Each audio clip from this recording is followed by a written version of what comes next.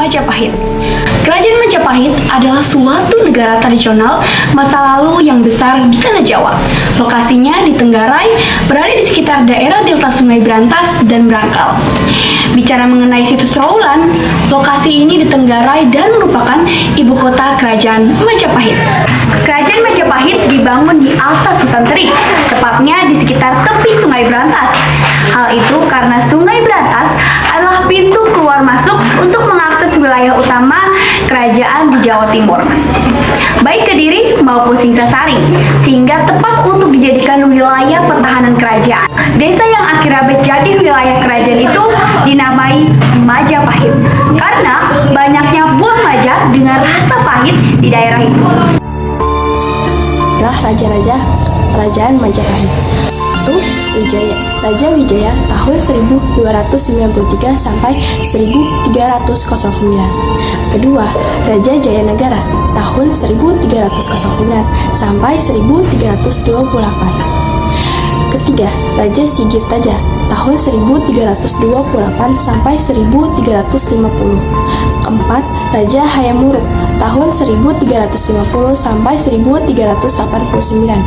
Kelima, Raja Wikradana tahun 1389 sampai 1429.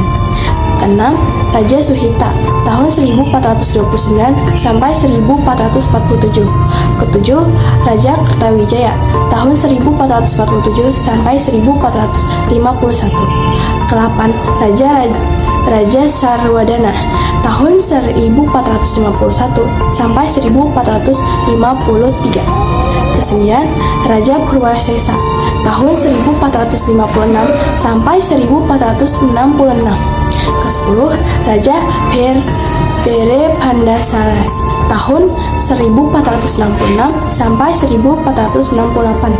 11. Raja Rekartabumi tahun 1468 sampai 1478. Ke-12, Raja Girinda Wardana tahun 1478 sampai 1498.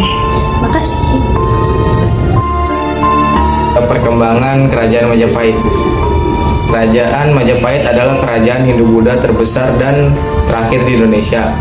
Diperkirakan kerajaan ini berdiri dari tahun 1293 sampai dengan 1527 Masehi.